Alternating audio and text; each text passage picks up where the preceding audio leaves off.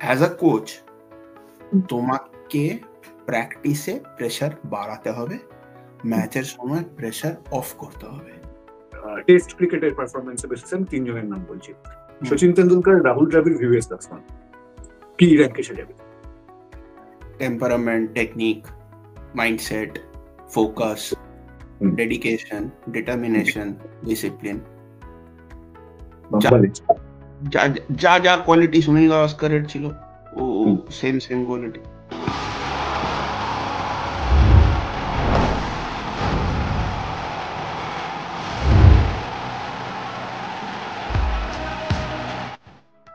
নমস্কার, Willey Willey আবার আপনাদের সকলকে স্বাগত। আজকে আবার আমাদের সঙ্গে রয়েছেন প্রাক্তন ক্রিকেটার এবং কোচ রাজর্ষি চৌধুরী। রাজদা, উইলে উইলে আবার তোমাকে স্বাগত জানাই। Thank you. বেসিক্যালি দু তিন দিন আগেই রাজদার সঙ্গে কথা হচ্ছিল, সম্ভবত 11 তারিখেই রাহুল দ্রাবিড়ের জন্মদিনে রাহুল দ্রাবিড়কে নিয়ে, এবং সেই জায়গা থেকেই আজকের এই প্রোগ্রামের সূচনা। রাজা, আমি তোমাকে প্রথমেই জিজ্ঞেস করবো, তুমি তো একটা সময় দ্রাবিড়ের বিপক্ষে জোনাল ম্যাচ বা এরকম কিছু খেলেওছো, সেটা আমি পরে আসছি, কিন্তু প্রথমে আমি তোমাকে যেটা জিজ্ঞেস করবো সেটা হচ্ছে এই যে বর্ডার গাভাস্কার ট্রফি হলো রিসেন্টলি, শেষ হলো, এবং এখানে ভারতের পারফরমেন্স আমরা দেখলাম। তোমাকে যদি জিজ্ঞেস করা হয় এই সিরিজে রাহুল দ্রাবিড়ের মানে ব্যাটার রাহুল দ্রাবিড় নাকি কোচ রাহুল দ্রাবিড়, তার ভূমিকাটা প্রয়োজন ছিল ভারতের বেটার পারফরমেন্সের জন্য? দুটোরই প্রয়োজন ছিল, কিন্তু বেশি প্রয়োজন ছিল ব্যাটার রাহুল দ্রাবিড়ের। ব্যাটসম্যান রাহুল দ্রাবিড়ের দরকারটা বেশি ছিল, কারণ ব্যাটসম্যান রাহুল দ্রাবিড় যে কাজটা করতে পারতো সেটা হলো পুরো প্রেশারটাকে শোক করতে পারতো, বোলারদের টায়ার করতে পারতো। আর ও যে মাইন্ডসেটে ব্যাটিং করে যে প্রথম ঘন্টাটা বোলারকে দিলাম, বাকি 5 ঘন্টা আমার থাকবে, ওটা যদি থাকতো তাহলে ও অস্ট্রেলিয়ান বোলারদের অনেক তাড়াতাড়ি টায়ার আউট করতে পারতো, যে কাজটা পূজারা আগের হ্যাঁ সেইটা করার কোনো লোক ছিল না ইন্ডিয়ান টিমে। তো যেটা দিয়ে অপোনেন্টের বোলিং অ্যাটাকটাকে তুমি ডিফিউজ করতে পারো। তো এর জন্য কি হচ্ছিল, ওদের অপোনেন্টের বোলিং অ্যাটাক, এক্সেপ্ট যে টেস্টটাতে আমরা সেকেন্ড ইনিংসে ভালো ব্যাটিং করলাম, তা ছাড়া সব সময় ওদের জোরে বোলাররা ফ্রেশ থাকছিল। ওদের টায়ার্ড হয়ে যাচ্ছে কি ইঞ্জুরি হচ্ছে, যে জিনিসটা আমাদের বুমরার জন্য হলো, কি এত বোলিং করতে হয়েছে কি তার জন্য ওর ইঞ্জুরিটা হলো, সেটা হয়নি অস্ট্রেলিয়ার জন্য। তো সেই দিকে রাহুল দ্রাবিড়কে আমরা ডেফিনেটলি মিস করেছি। আর কোচ রাহুল দ্রাবিড়কে মিস করেছি কারণ ও যে জিনিসটা ড্রেসিং রুমে আনবে সেটা হলো কামনেস। ঠিক আছে? আর যখনই মানুষ কাম থাকবে তখনই মানুষ ঠিক করে চিন্তাধারা করতে পারবে। যখন পাগলামি চলবে তখন তো চিন্তাধারাটা ঠিক করে হবে না। তো আমরা দুটোই মিস করেছি, ব্যাটিং এ মোর না কোচিং এ কামনেস।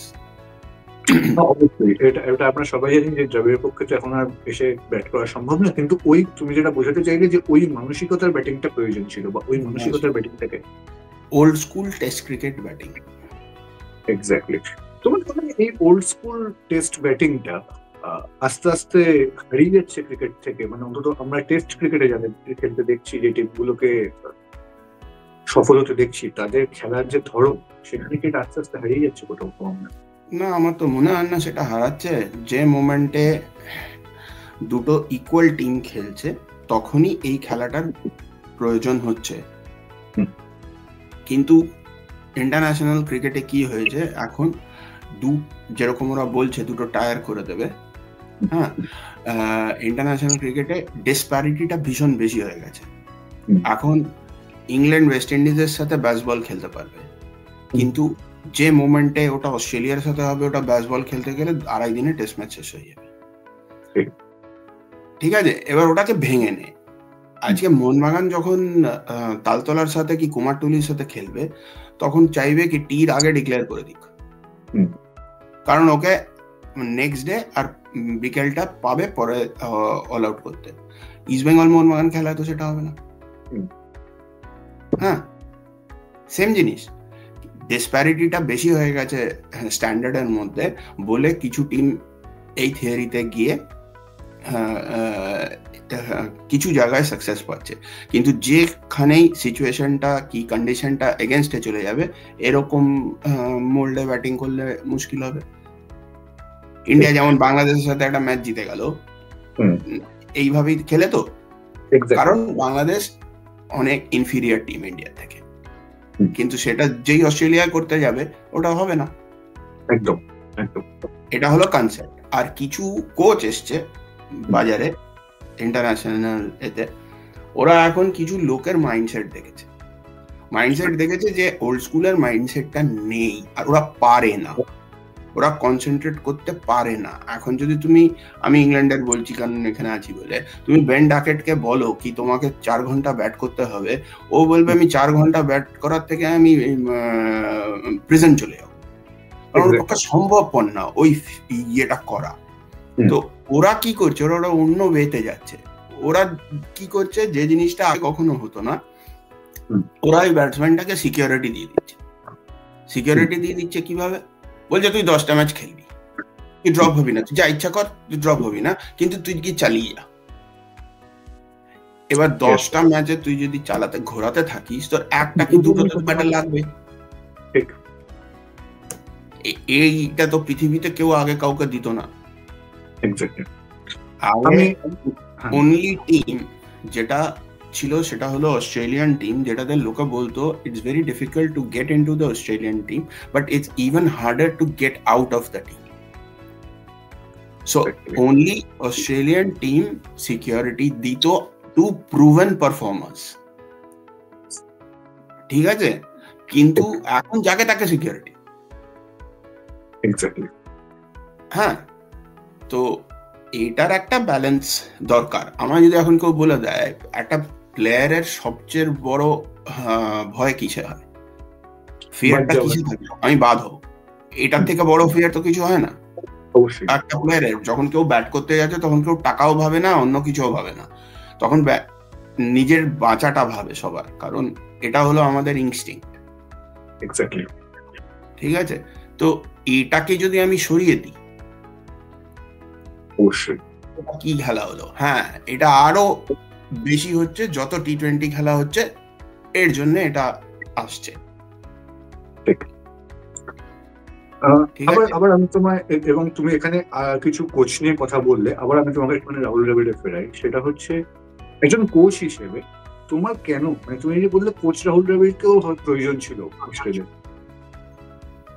কোচ হিসেবে তুমি নিজে একজন কোচ হিসেবে তোমার কাছে কোচ রাহুল দ্রাবিড় কেন স্পেশাল? দেখো, রাহুল দ্রাবিড় কিন্তু গিয়ে কাউকে ফ্রন্ট ফুট ব্যাক ফুট খেলতে দেখাবে না, ঠিক আছে, কারণ ওখানে আসছে রেডি প্লেয়ার্স। এই কোচ ওয়ার্ডটা খুব মিস ইউজ হয়। আচ্ছা, ঠিক আছে, আজকে আমি যখন একটা বাচ্চা ছেলের কোচিং করছি 10-11 বছরের, তখনের কোচিং, ও কোচিং এর কাজ করছে। রাহুল দ্রাবিড়ের মেন কাজ হলো as a manager, as a mentor. ওর কাজে টেকনিক্যাল কাজটা সবচেয়ে কম, আর যত লোয়ার ইয়েতে যাবে টেকনিক্যাল কাজটা তত বেশি। এখানে কাজ কি, ওর মেন কাজ হলো টিমের এনভায়রনমেন্টটা ঠিক রাখা আর ইগো ম্যানেজ করা। কারণ ম্যাক্সিমাম এখানে যারা আসছে ওরা অলরেডি নিজেদের জায়গায় সবাই স্টার, তো এবার স্টারদের ম্যানেজ কিভাবে করবে তুমি, এটা হলো তুমি যত উপরে যাবে তাই তোমার কাজ, আর যত নিচে আসবে তত তোমার টেকনিক্যাল কাজ। হ্যাঁ, এবার ওই ম্যানেজটা কখন তুমি করতে পারবে, যখন তোমার একটা ওরকম পার্সোনালিটি থাকবে, একটা ব্যাকগ্রাউন্ড থাকবে। এবার এটা মানে নয় কি তোমাকে একই রকম হতে হবে। রবি শাস্ত্রী আর রাহুল দ্রাবিড় কিন্তু দুটো পুরো উল্টো জায়গা। হ্যাঁ, কিন্তু রবি শাস্ত্রী ওর মতো ভাবে ম্যানেজ করেছে, রাহুল দ্রাবিড় ওর মতো ম্যানেজ করেছে। কিন্তু এখনকার যা বাঞ্চ, এখনকার যে প্লেয়ার, ওদের ম্যানেজ করতে গেলে তোমার কাছে ফ্লেক্সিবিলিটি লাগবে।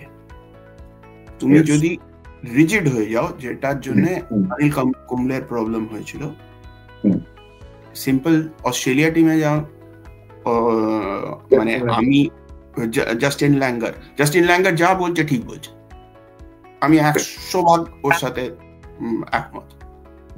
কিন্তু এখনকার যা সিচুয়েশন, এটাতে তুমি লোককে কিছু বলতে পারবে না, কেউ কিছু বললেই বলে দেবে মেন্টাল হেলথ, তো তোমাকে অনেক রেখে ঢেকে ওভাবে ম্যানেজ করতে হবে।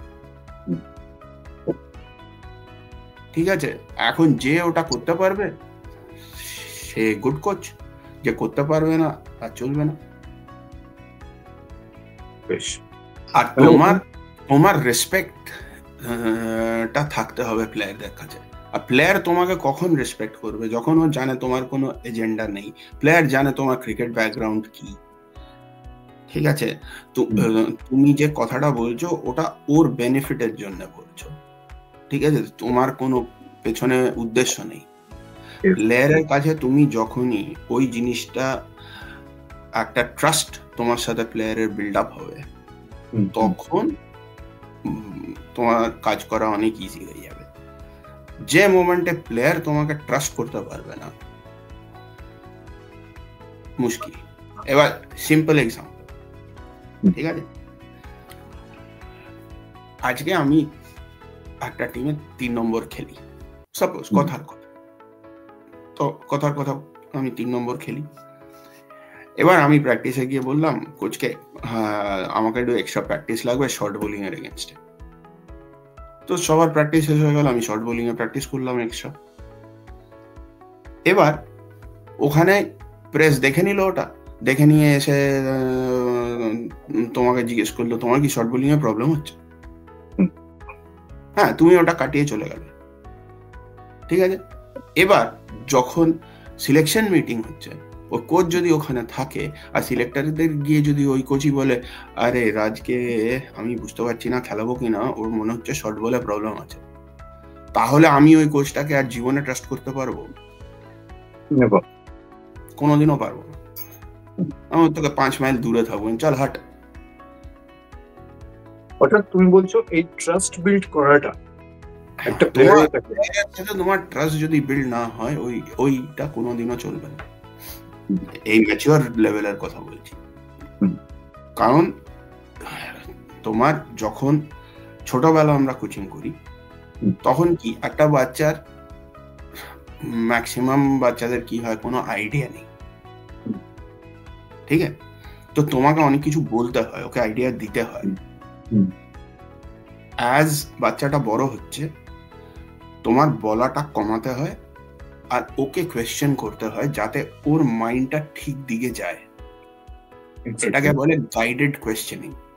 তুমি আনসার জানো, তুমি ওকে এমন ভাবে কোয়েশ্চেন করবে কি ও আনসারটা ঠিক ওই দিকেই ওর মাথাটা যাবে, ঠিক আছে।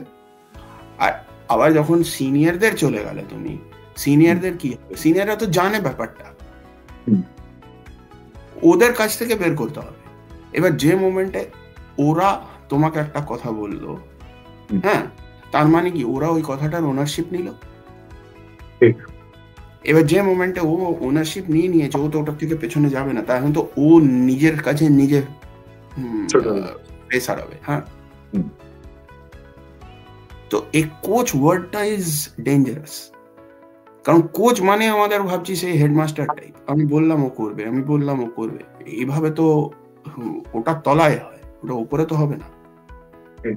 এবং তুমি বলছো এই ব্যালেন্সটাই রাহুল দ্রাবিড় খুব ভালো করে করেছিল। এই ব্যালেন্সটা ওর জন্য খুব ভালো, কারণ ও দুটো সাইড দেখেছে না, এটা ও অনেক কোচের সাথে হ্যান্ডেল করেছে, ঠিক আছে। ওর ছোটবেলাকার কোচ হোক, জন রাইট হোক, আবার গ্রেগ চ্যাপেল হোক, সবাইকেও হ্যান্ডেল করেছে। তো জানে কোনটা কাজ করে, কোনটা কাজ করবে না, ও জানে এখনকার ছেলেদের, ঠিক আছে। ও তো নিজে পুরো ট্রানজিশনটা দেখেছে না, ও যবে থেকে খেলছে আর যবে থেকে ও ছাড়লো, ও তো টাকাটা কিভাবে এসছে, টাকাটা দিয়ে কি রেজাল্ট হয়েছে, টাকাটার ভালো কোনগুলো হয়েছে, খারাপ কোনগুলো হয়েছে, আইপিএল এর প্লাস পয়েন্ট কি, আইপিএল এর মাইনাস পয়েন্ট কি, এগুলো তো ওর থেকে বেটার কেউ জানে না। তো ওর জন্য ওর পক্ষে ডিল করাটা সবচেয়ে ইজি। আর রবি শাস্ত্রী হচ্ছে এরকম একটা ক্যারেক্টার, হ্যাঁ, কবে ক্রিকেট খেলা ছেড়েছে? 92, 30 বছরের উপর। 30 বছর। Today also he is relevant in Indian cricket. Indian ক্রিকেটে তুমি যদি দেখো, দুজন লোক কবে খেলা ছেড়ে দিয়েছে, হ্যাঁ, সুনীল গাভাস্কর আর রবি শাস্ত্রী, ওরা দুজন রেলেভেন্ট। বাকি কিন্তু সব যেই খেলা ছেড়েছে আস্তে আস্তে আস্তে আস্তে আস্তে আস্তে পাবলিক মেমোরি থেকে চলে গেছে। এই দুজন কিন্তু রেলেভেন্ট। তোমার ভালো লাগে না লাগে আলাদা কথা, কিন্তু এই দুজন হলো রেলেভেন্ট। এক্স্যাক্টলি। ওর জন্য শাস্ত্রীর টেনিয়ারে দেখো কোনো ঝামেলা ওরকম হয়নি। রোহিত আর বিরাটকেও ম্যানেজ করেছে। অশ্বিন ছিল, মানে বড় বড় ক্যারেক্টার যারা ছিল তাদেরকে ম্যানেজ করতে পেরেছে এরা দুজন। আরে যে ওই স্ট্যান্ডার্ডের ক্রিকেট খেলবে ভাই, ও তো হার্ডওয়ার্ক করে এসছে, ও তো নিজের জায়গাটায় রাজ করে এসছে, তাই ইন্ডিয়া টিমে এসছে, নাহলে তো আসবে না। তো ওর ইগো থাকবেই। আর ম্যাক্সিমাম কেসে এগুলোকে দেখা যাবে অ্যালফা মেল ক্যারেক্টার হবে এরা। এবার অ্যালফা মেল ক্যারেক্টারকে তো তোমার ডিল করতে হবে। তুমি ওর সাথে যদি ঝামেলা করতে যাও তাহলে তো তুমি পারবে না, থাকবেই না তুমি। তুমি তার মানে এখন অব্দি যা বললে, একটা তো দ্রাবিড় সম্পর্কে বললে, এবং আর একটা অনেকটা অংশ কিন্তু না বলেও বলে দিলে। আমি ওরকম হেয়ালিতে কিছু বলিনি, তুমি এখন ওটাকে বানাবার চেষ্টা করেছো, আমার কিছু করার নেই। আমি এমনি কিছু বলিনি, বাট আমি আমার নিজের এক্সপিরিয়েন্স থেকে বলছি। ওকে, এবার আমি তোমাকে জিজ্ঞেস করবো তোমার ব্যক্তিগত অভিজ্ঞতা। মানে তুমি রাহুল দ্রাবিড়ের বিপক্ষে তো খেলেছো, তোমার ব্যক্তিগত অভিজ্ঞতা এবং তোমার ইন্টারঅ্যাকশন হয়নি কোনোদিনও। অপোনেন্ট টিম হয়েছে, ও ম্যাচ খেলেছে 2-3 বার। একবার আমার সাথে এমনি 10 মিনিটের জন্য সাসেক্স কাউন্টি ক্রিকেট ক্লাবে, তখন আমি কাজ করতাম, ইন্ডিয়ান টিম প্র্যাকটিস করছিল, তখন দেখা হয়েছিল, কথা হয়েছে। আমার সাথে ওরকম পার্সোনাল রিলেশন নেই। ওকে, এবার আমি তোমাকে জিজ্ঞেস করি একদম শেষে, সেটা হচ্ছে তোমার চোখে রাহুল দ্রাবিড় কেন স্পেশাল? মানে ব্যাটার রাহুল দ্রাবিড়ের কথাটা আমি বলছি বিশেষত, এখানে আমি কোচ রাহুল দ্রাবিড়কে ইনক্লুড করছি না। Temperament, technique, mindset, focus, dedication, determination, discipline, যা যা কোয়ালিটি সুনীল গাভাস্করের ছিল, ও same quality. Old school test cricket bat করতে হলে ওরকম ভাবেই ব্যাট করেন। তুমি বলছো সুনীল গাভাস্করের মধ্যে যা যা কোয়ালিটি ছিল সেই কোয়ালিটি রাহুল দ্রাবিড়। টেকনিক্যালি তো আমি এটা বলতে পারছি না, কিন্তু যেসব কোয়ালিটির জন্য সুনীল গাভাস্কর বড় হয়েছিল, এটা আমি বলছি না সুনীল গাভাস্কর আর রাহুল দ্রাবিড় একরকম ব্যাটিং করতো কি টেকনিক্যালি একরকম না। সুনীল গাভাস্করের যেসব জিনিসগুলো, কোয়ালিটি গুলো ছিল, ডিসিপ্লিন, ডেডিকেশন, ডিটারমিনেশন, কনসেন্ট্রেশন, হ্যাঁ, ফোকাস, পেশেন্স, এই সবগুলো রাহুলের মধ্যেও ছিল। না হলে ওই মাউন্টেন ক্লাইম্ব করা যায় না, ওরম ব্যাটিং করা যায় না। আর ও হলো এ সবের মধ্যে আলাদা যদি করতে যাও, is a very non controversial character. ওকে নিয়ে আজ অব্দি কোনো কন্ট্রোভার্সি হয়নি, অ্যাপার্ট ফ্রম গ্রেগ চ্যাপেলের। ওটা তো ঠিক আছে, এমনি কোনো অফ দ্য ফিল্ড কন্ট্রোভার্সি আজ অব্দি শোনোনি রাহুল দ্রাবিড়ের নামে। ওই অ্যাডেই হয়েছে ইন্দিরানগর কা গুন্ডা, বাস, আর কোথাও হয়নি ওকে নিয়ে কোনো কন্ট্রোভার্সি। তো তোমার কি মনে হয়, মানে এই জিনিসগুলো থেকে, কারণ Rahul Dravid was the part of, কি বলবো, মানে এমন একটা ব্যাটিং লাইন আপের পার্ট ছিল যেখানে চারদিকে শুধু মানে অন্য রকমের ব্যাটিং। মানে ধরো বীরেন্দ্র সেহবাগ একটা টাইপের ব্যাটিং করছে, সচিন তেন্ডুলকর তার মতো করে ব্যাটিং করছে, উল্টো দিকে সৌরভ লক্ষণদের মতো শৈল্পিক ব্যাটিং। সেইখানে দাঁড়িয়ে শুধুমাত্র এইগুলোর জন্যই তোমার মনে হয় রাহুল দ্রাবিড় আলাদা হয়েছে ভারতীয় ক্রিকেটে? সেটা তো হলো, একটা টিম যখন তৈরি হয় সবাই তো এক রকম হয় না, প্রত্যেকের রোল থাকে। আজকে যখন ইন্ডিয়ান টিমে ধোনি আর পূজারা খেলছে, ধোনি আর পূজারার রোল তো এক না, রাইট? এর জন্যই কোনো আর্মি যখন যায়, কোথাও স্নাইপার থাকে, কোথাও ফ্রন্টলাইনের লোক থাকে, কোথাও ট্যাঙ্কার লোক থাকে, ডিফারেন্ট থাকে, তাদের স্পেশালিটি থাকে ওটা। আর ম্যাক্সিমাম প্রবলেমটা হয় যখন সবাই সবাইকে এক জিনিস করাতে যায়। এক জিনিস তো সম্ভব না, করতে পারবে না। আজকে সেহওয়াগকে যদি কেউ বলে রাহুলের মতো ব্যাটিং করতে, সেহওয়াগ ঘেটে গেল, ওদিকে রাহুলও ঘেটে যাবে। রাহুলকে যদি বলে সেহওয়াগের মতো ব্যাটিং করতে, রাহুল ঘেটে গেল। তো এবার এখানেই তো একটা কোচের সবচেয়ে বড় স্ট্রেংথ না, কি প্লেয়ারটাকে দেখে ওর রোলটা ওরম ভাবে সেট করার টিমে। ওর রোলের যদি জায়গা না থাকে তাহলে ওকে খেলিও না, আর ওর রোল যদি হলো তাহলে ওকে ওই রোলটা করতে দাও। আজকে কথার কথা বলছি, আমি সারা জীবন ওপেন করেছি ব্যাটিং, আমি ম্যাক্সিমাম তলায় খেলেছি 3, কারণ আমি ব্যাট পরে বসে ওই লোকের ব্যাটিং আমার ভীষণ অসুবিধা হতো। আমার ব্যাট করতে ব্যাট পরে না তুই ঢুকে যাও, এটা ছিল আমার। এখন যদি আমাকে তুমি 6 নম্বরে খেলাও, আমি তো ঘেটে গেছি পুরো। গিয়েই আমাকে যদি স্পিন খেলতে হতো, আমি ঘেটে যেতাম। এবার তো আমাকে এটা বলে তো লাভ নেই, এটা আমার স্ট্রেংথে আমাকে থাকতে দাও। এইটা যদি কোচ না বোঝে তাহলে ও কিসের কোচ? শেষ প্রশ্ন করবো, সেটা হচ্ছে বেঙ্গল টিমে যে ওই টাইমটা ছিল, বেঙ্গল খুব ভালো খেলেছিল। দীপ, রণদেব, শিবু, ওদের ওই টাইমটা, রোহান, ওই টাইমটাতে ওরা খুব ভালো খেলেছিল। ওদের কাউকে জিজ্ঞেস করো, সবাই বলে the best coach they played under was Paras Mhambrey. ও সবাই বলে এক কথায়, পারাস মামরেকে ওরা সবাই খুব হাইলি রেট করে। হ্যাঁ, তার কারণটা কি? পারাস মামরে সবার রোলটা খুব ভালো ডিফাইন করেছিল, আর সবার থেকে প্রেসার অফ করেছিল। ঠিক আছে, অ্যাজ আ কোচ তোমাকে প্র্যাকটিসে প্রেসার বাড়াতে হবে, ম্যাচের সময় প্রেসার অফ করতে হবে। ওকে, এটা যদি তুমি ভালো করে করতে পারো তাহলে তুমি ভালো কোচ হতে পারবে, মানে অ্যাডভান্সড জায়গায়। তুমি যদি প্রেসারটা বাড়িয়ে দাও ম্যাচে, তাহলে তুমি পারবে না। তোমার যত রিল্যাক্স থাকবে তত বেটার। তার জন্য তোমার ড্রেসিং রুম ঠিক রাখা খুব দরকার। এবার ড্রেসিং রুমে যদি বাওয়াল চলে তাহলে অসুবিধা আছে। এইবার আমি তোমাকে একদম শেষ করার আগে ভারতের অন্যতম সেরা টেস্ট ব্যাটারদের মধ্যে একজনকে নিয়ে যেহেতু আলোচনা হলো, আমি তোমাকে যদি শেষে জিজ্ঞেস করি যে ভারতের ক্রিকেট ইতিহাসে, টেস্ট ক্রিকেটের ইতিহাসে সেরা 3 ব্যাটারকে তুমি র্যাঙ্ক অনুযায়ী সাজাও, তুমি কিভাবে সাজাবে? র্যাঙ্কিং এই ডিফারেন্ট এরার লোককে র্যাঙ্ক করা যায় না, ওরা নিজেদের এরাতে খেলেছে। আমার আগে, আমি খেলা দেখতে যখন থেকে শুরু করেছি, তার আগে যারা বড় ছিল, বিজয় মার্চেন্টের খেলা আমি দেখিনি, বিজয় হাজারের খেলা আমি দেখিনি, তা আমি কি করে এইভাবে আর ডিফারেন্ট এরার পিপল লোককে র্যাঙ্ক করা যায় না? তার কারণ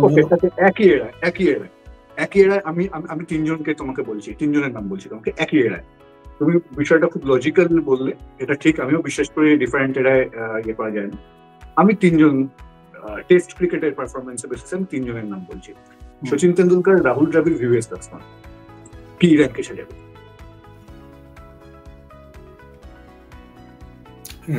রাহুল দ্রাবিড় যেখানে 100 করেছে, ঠিক আছে, বেশি ম্যাচ ইন্ডিয়া জিতেছে, আমি শুধু এটাই বলবো, আর কিছু বলবো না। অনেক ধন্যবাদ, খুব ভালো উত্তর দিলে শেষটা। অনেক ধন্যবাদ রাজদা, বিলনিলে আবার আসার জন্য। আবার খুব তাড়াতাড়ি তোমার সঙ্গে অন্য কোনো প্রোগ্রামে দেখা হবে এই আশা রাখলাম। Thank you.